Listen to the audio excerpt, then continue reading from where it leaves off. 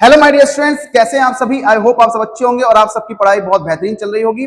तो आज हम डिस्कस करने वाले हैं फ्रिक्शन, जो कि थोड़ा सा इंटरेस्टिंग टॉपिक है हम कह सकते हैं। और बहुत सारे बच्चों को इसमें ये नहीं समझ में आता है कि सर इसकी मीनिंग क्या है, इसका सेंस क्या है, इसकी क्या डायरेक्शन होगी, किस डायरेक्शन में ये फोर्स एक्ट करेगा। सो बहुत सारे कॉम्प्लिकेटेड क्वेश्चंस उनके माइंड में आते हैं।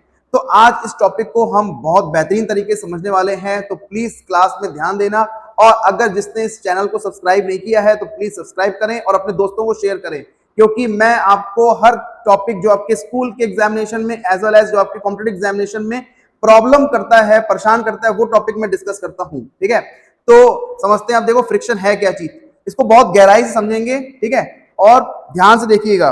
देखो फ्रिक्शन बेसिकली एक, आपने छोटे से पढ़ते आ रहे हो फ्रिक्शन कि फ्रिक्शन सर अपोज करता है मोशन को, फ्रिक्शन सर जिस डायरेक्शन में हम चलते हैं उसके अपोज डायरेक्शन में एक्ट करता है, लेकिन एक्चुअली ऐसा नहीं है।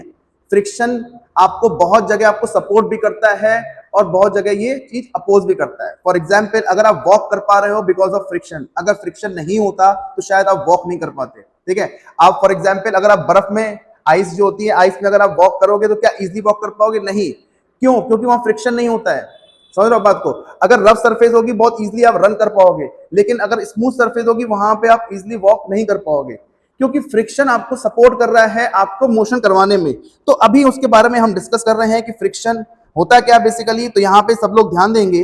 फ्रिक्शन एक टाइप का कॉन्टैक्ट फोर्स है। क्या है? It is a type of contact force. ठीक है, which tries to oppose the relative motion of point of contact के रिलेटिव मोशन को अपोज करता है, ना कि ऑब्जेक्ट के मोशन को। ठीक है, तो ये पॉइंट ऑफ कांटेक्ट है क्या चीज? देखो होता क्या है, मैं अभी प्रैक्टिकली आपको समझा रहा हूं। जैसे हम सपोज कर एक ये हैंड है और एक ये हैंड है, अगर मैं कहूं कि ये कांटेक्ट में है, राइट, ऊपर से देख रहा हूं कि हमें लग रहा है पूरा हाथ कांटेक्ट में है, लेकिन अगर हम यहां से देखोगे ध्यान से तो सिर्फ ये वाला जो सरफेस है, सिर्फ ये वाला सरफेस कांटेक्ट में है।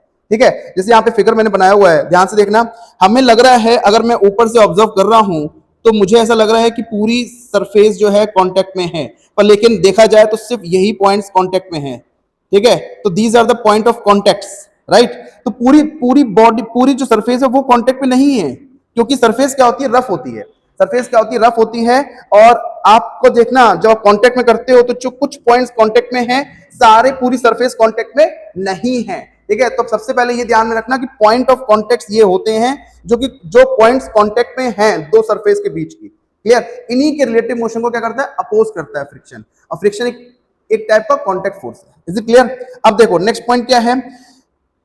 अब फ्रिक्शन बेसिकली जो है वो किस किस चीज पे डिपेंड करता है? फ्रिक्शन जो होता है वो डायरेक्टली प्रोपोर्शनल होता है नॉर्मल कांटेक्ट फोर्स के। डायरेक्टली प्रोपोर्शनल होता है नॉर्मल कांटेक्ट फोर्स के।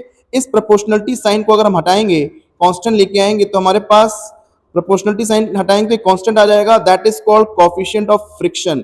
जो हमारे पास ये है म्यू, ये क्या है हमारे पास? कोएफिशिएंट ऑफ फ्रिक्शन है म्यू। इसको आप कहते हैं coefficient of friction. Is it clear? ये हमारा क्या है? Coefficient of friction. यस। अब ये म्यू क्या है? म्यू टोटली डिपेंड करता है सरफेस कैसी है, सरफेस रफ है कि स्मूथ है। ठीक है, इसकी वैल्यू जो डिपेंड करती है सरफेस कैसी है उस पर डिपेंड करती है। अगर स्मूथ सरफेस होगी तो वहां पे म्यू की वैल्यू कम होगी, अगर रफ सरफेस होगी वहां पे म्यू की वैल्यू ज्यादा होगी। ठीक है, तो म्यू क्या है? Coefficient of friction. वो हमारा सरफेस टू सरफेस वेरी करता है। दूसरा, नेचर ऑफ सरफेस पे डिपेंड करता है कि सरफेस का नेचर कैसा है, राइट। जैसे हमने दो सरफेस डिफरेंट मटेरियल की है, वो कांटेक्ट में है, तो वो दोनों है किस मटेरियल की, तो उस पर भी डिपेंड करता है। तो बेसिकली ये फ्रिक्शन आया कैसे? देखो आता कैसे है, हम कह रहे हैं एक टाइप का कांटेक्ट फोर्स है। ये बेसिकली आता कैसे? जब हमारी दो सरफेस कांटेक्ट में आती हैं, जैसे कि आप देख रहे हो ये सरफेस के पॉइंट ऑफ कॉन्टेक्ट हैं, इनके बीच में क्या होता है? इनके बीच में हमारा मॉलिक्यूलर फोर्स लगता है। ठीक है, मॉलिक्यूलर फोर्स लगता है और ये मॉलिक्यूलर फोर्स इनको दोनों को कांटेक्ट में रखता है। ठीक है, जैसे ही आप एक्सटर्नली फोर्स अप्लाई करते हो, तो इनके बीच में मॉलिक्यूलर जो बॉन्ड है वो टूटने लगते हैं। तो ये बेसिकली अपोज करते हैं एक्सटर्नल फोर्स को। एक्सटर्नल फोर्स जो लगाया जा रहा है उसको करते हैं अपोज, कि भाई हमें बॉन्ड नहीं तोड़ना है, हमें इनके बीच में जो बॉन्ड है वो बने रहने देना है, क्योंकि ये आपस में चिपके हुए हैं। इनके बीच में एक we can say intermolecular force का बॉन्ड लगा हुआ है। पर जैसे भी एक्सटर्नल फोर्स लगाओगे तो क्या होगा? इनके बीच का जो बॉन्ड है वो टूटने लगेगा और नया बॉन्ड बनाएगा। Is it clear? तो ये जो बॉन्ड्स हैं ये इनका एक्सटर्नल फोर्स को क्या करते हैं? अपोज करते हैं। तो यही हमारा फ्रिक्शन फोर्स होता है, जो इनके बीच में जो फोर्स होता है वो जो अपोज करता है एक्सटर्नल फोर्स को, तो वही हमारा क्या होता है, फ्रिक्शन फोर्स। दैट मीन इसको हम कह सकते हैं कि इस तरीके से हमारा फ्रिक्शन फोर्स ओरिजिन होता है। Is it clear? ठीक है, तो फ्रिक्शन फोर्स के बारे में हमने डिस्कस किया, that is directly proportional to normal contact force, that is N, and अगर प्रोपोर्शनलिटी साइन हटाएंगे तो हमारे पास एक कांस्टेंट आएगा, दैट इज म्यू, जिसको हम कहेंगे कोएफिशिएंट ऑफ फ्रिक्शन। ठीक है, अब देखो हमारा फ्रिक्शन फोर्स जो है वो दो टाइप का होता है। कौन कौन से होता है? एक होता है हमारा स्टैटिक फ्रिक्शन, बेसिकली वैसे तीन टाइप का होता है, रोलिंग फ्रिक्शन वो आप आगे पढ़ोगे, स्टैटिक फ्रिक्शन, और दूसरा होता है काइनेटिक फ्रिक्शन। ठीक है, काइनेटिक फ्रिक्शन, ये हमारे दो कैटेगरी के फ्रिक्शन होते हैं, स्टैटिक एंड काइनेटिक। अब स्टैटिक फ्रिक्शन जो होता है वो सेल्फ एडजस्टिंग फ्रिक्शन होता है, ये अपने आप को एडजस्ट कर लेता है, सेल्फ एडजस्टिंग फोर्स कहते हैं इसको, सेल्फ एडजस्टिंग फोर्स। ठीक है, ये अपने आप को एडजस्ट कर लेता है, बहुत इंपॉर्टेंट पॉइंट है। काइनेटिक फ्रिक्शन को हम डायनेमिक फ्रिक्शन भी कह सकते हैं, it's called dynamic friction. Is it clear? यहां तक क्लियर है? काइनेटिक फ्रिक्शन को हम डायनेमिक फ्रिक्शन भी कह सकते हैं। ओके, सो यहां पे हमारे पास स्टैटिक फ्रिक्शन है, काइनेटिक फ्रिक्शन, दो कैटेगरी के फ्रिक्शन होते हैं। अब देखो स्टैटिक फ्रिक्शन बेसिकली होता क्या है, देखो जब हमारे दो ऑब्जेक्ट्स हैं या दो सरफेस कांटेक्ट में हैं, तो हम जब उसमें एक्सटर्नल फोर्स लगाते हैं उनके बीच में रिलेटिव मोशन करवाने के लिए, मींस उनके बीच में रिलेटिव मोशन करवाने के लिए जब हम एक्सटर्नल फोर्स लगाते हैं तो वो ये स्टैटिक फ्रिक्शन होता है जो उसको रोकने की कोशिश करता है। वो कहता है हम मोशन नहीं करने देंगे, हम उनके बीच में रिलेटिव मोशन नहीं होने देंगे। ठीक है, तो स्टैटिक फ्रिक्शन क्या करता है, अपोज करता है जब हम दो ऑब्जेक्ट के बीच में जो रिलेटिव मोशन होता है उसको करने नहीं देता है। सपोज एक ऑब्जेक्ट ये है, इसका मास ले लो m1, दूसरा ऑब्जेक्ट के ऊपर रखा हुआ है, ठीक है, let this mass is m2, हम लगा रहे हैं फोर्स, जब फोर्स लगा रहे हैं इनके बीच में है फ्रिक्शन, तो होता क्या है जब हम फोर्स लगाते हैं तो m2 जो होता है वो m1 को आगे नहीं जाने देता है। क्यों नहीं जाने देता है? वो कहता है कि हम दोनों के बीच में रिलेटिव मोशन नहीं होना चाहिए, वी आर फ्रेंड्स। ठीक है, तो ये एक्सटर्नल फोर्स जैसे लगता है तो फ्रिक्शन क्या करता है, इस एक्सटर्नल इनके बीच में रिलेटिव मोशन ना होने की वजह से फ्रिक्शन इसका अपोज करता है। Is it clear?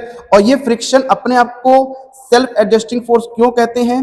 क्योंकि ये एक्सटर्नल फोर्स के अकॉर्डिंग अपने आप को एडजस्ट कर लेता है।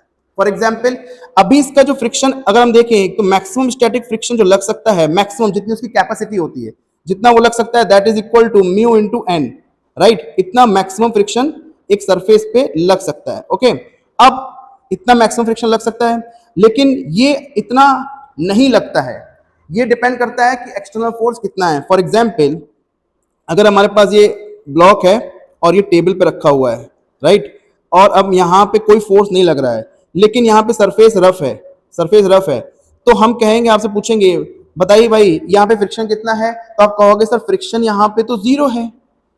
फ्रिक्शन कितना है? जीरो। लेकिन फ्रिक्शन तो यहाँ पे जो मैक्सिमम फ्रिक्शन है वो तो लग रहा है, मतलब जो मैक्सिमम फ्रिक्शन है वो तो लगेगा, वो कितना लगेगा? Mu into N. कितना लगेगा? Mu into N. एन कितना है यहाँ पे? एन कितना आएगा? वेट लग रहा है mg नीचे, नॉर्मल फोर्स लग रहा है ऊपर, तो यहाँ पे हमारे पास जो फ्रिक्शन लगेगा that is equal to mu into N, N is equal to mg, right? ये फ्रिक्शन लग रहा है, लेकिन हम कहेंगे, अगर आपसे क्वेश्चन पूछा जाए तो आप क्या कहोगे? फ्रिक्शन यहाँ पे जीरो है। क्यों जीरो है? यहाँ पे फ्रिक्शन इसलिए जीरो है क्योंकि यहाँ पे कोई रिलेटिव मोशन करवाने के लिए एक्सटर्नली कोई फोर्स नहीं लग रहा है, तो इसने अपने आप को एडजस्ट कर लिया, इसने अपने आप को क्या कर दिया? जीरो। अब जैसे ही मैं यहाँ पे एक्सटर्नल फोर्स लगाऊंगा, यहाँ पे सपोज हमने 1 न्यूटन का फोर्स लगाया, तो फ्रिक्शन तुरंत आ जाएगा और वो इसका अपोज करने लगेगा इसके अपोजिट डायरेक्शन में ऐसे, और वो कितना आएगा? 1 न्यूटन का। मान लेते हैं कि जो मैक्सिमम फ्रिक्शन है, let I consider it's 5 newton. ठीक है, मान लेते हैं कितना है? 5 न्यूटन का है। तो अभी कितना एक्सटर्नल फोर्स लग रहा है? 1 न्यूटन। तो फ्रिक्शन कितना लगेगा? 1। 5 नहीं लगेगा, 1 लगेगा। उसकी मैक्सिमम जो कैपेसिटी है वो 5 की है, लेकिन यहाँ पे अप्लाई कितना करेगा? 1 न्यूटन का। Is it clear? तो यही इसलिए हम इसको कहते हैं सेल्फ एडजस्टिंग फोर्स। क्यों कहते हैं? क्योंकि ये अपने आप को एडजस्ट कर लेता है अकॉर्डिंग टू द नीड, जितना एक्सटर्नल फोर्स लगेगा उसके अकॉर्डिंग अपने आप को एडजस्ट कर लेता है। Is it clear? अब देखो काइनेटिक फ्रिक्शन क्या होता है। अगर ये 5 न्यूटन से ज्यादा अगर हम फोर्स लगाते हैं एक्सटर्नली, अगर हम 5 न्यूटन से ज्यादा एक्सटर्नल फोर्स लगाएंगे तो ये मोशन में आ जाएगा। इसमें आ जाएगा मोशन में। फॉर एग्जाम्पल अगर मैंने यहाँ पे 5.5 न्यूटन लगा दिया, ठीक है, तो फ्रिक्शन की जो कैपेसिटी थी वो तो 5 न्यूटन की थी, तो अब 5 न्यूटन हमारा यहाँ पे लग रहा था, जो फ्रिक्शन लग सकता था वो 5 न्यूटन लग रहा है, लेकिन यहाँ पे हमने एक्सटर्नल कितना लगाया है 5.5, तो ये क्या होगा, ये आगे मूव करने लगेगा विथ सम एक्सेलरेशन। तो जब ये मूव करने लगेगा, जब इसमें मोशन आ जाएगा, तो यहाँ पे कौन सा फ्रिक्शन लगेगा, यहाँ पे फ्रिक्शन लगेगा काइनेटिक फ्रिक्शन। क्या लगेगा, काइनेटिक फ्रिक्शन। तो यहाँ पे आ जाएगा काइनेटिक। तो याद रखना, जब ऑब्जेक्ट के बीच में रिलेटिव मोशन स्टार्ट हो जाता है तब उसमें काइनेटिक फ्रिक्शन लगता है, और जब तक रेस्ट पे रहता है, आप जितना भी एक्सटर्नल फोर्स लगा रहे हो लेकिन वो अभी मूव नहीं कर रहा है, दो ऑब्जेक्ट के बीच में रिलेटिव मोशन नहीं हो रहा है, तो तब तक स्टैटिक फ्रिक्शन लगता है। तब इसका नाम ही है स्टैटिक। स्टैटिक मतलब रुका हुआ, और काइनेटिक मतलब मोशन में। तो यहाँ पे काइनेटिक फ्रिक्शन तब आएगा जब दोनों के बीच में, ऑब्जेक्ट के बीच में क्या हो जाएगा, मोशन स्टार्ट हो जाएगा। Is it clear? तो इनके बीच में एक ग्राफ भी है, देखो ग्राफ इज वेरी इंपॉर्टेंट, यहाँ पे सब लोग ध्यान देंगे। यहाँ पे हम ग्राफ बनाने वाले हैं फ्रिक्शन फोर्स और एक्सटर्नल अप्लाइड फोर्स के बीच में। तो हमारा जो ग्राफ होगा, स्टार्टिंग में जब तक स्टैटिक फ्रिक्शन है तो लीनियर ऐसे ग्राफ जाएगा, ठीक है। उसके बाद थोड़ा सा ऊपर ऐसे कर्व होगा और फिर काइनेटिक फ्रिक्शन होगा। तो हम कह सकते हैं जब तक यहां तक है, यहां तक हमारा क्या कहलाएगा, static friction. O to A there will be a static friction and A will be a static limiting friction. मतलब मैक्सिमम जितना फ्रिक्शन लग सकता है वो कहलाता है स्टैटिक लिमिटिंग फ्रिक्शन। क्या कहलाता है, स्टैटिक लिमिटिंग फ्रिक्शन। ओके, मतलब मैक्सिमम फ्रिक्शन कितना लग सकता है वो है। तो मैक्सिमम फ्रिक्शन जो हम कह रहे हैं वो लगेगा mu into N. Is it clear? Mu into N maximum static friction. और ये हमारा क्या है, ये हमारा फ्रिक्शन स्टैटिक फ्रिक्शन है। ये हमारा क्या है, static friction. This is static. Okay, ये हमारा स्टैटिक फ्रिक्शन है। और इसके बाद ये वाला जो है, this is kinetic friction.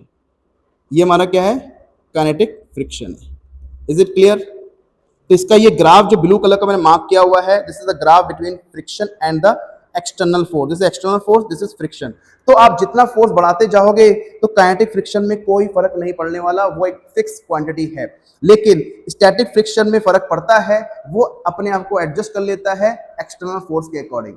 Is it clear? और उसके बाद जब उसकी मैक्सिमम फ्रिक्शन जितना लग सकता है, that is mu into N, उससे अगर ज्यादा अगर आप एक्सटर्नल फोर्स लगाओगे उसके बाद काइनेटिक फ्रिक्शन आ जाएगा। ठीक है, तो this is about the basic about the friction. ठीक है, नेक्स्ट सेशन में हम इसके बारे में कुछ अच्छे क्वेश्चंस लेके आएंगे जो कि आपके एग्जाम के पॉइंट ऑफ व्यू से बहुत इंपॉर्टेंट होंगे। मिलते हैं नेक्स्ट सेशन में। Okay, bye bye.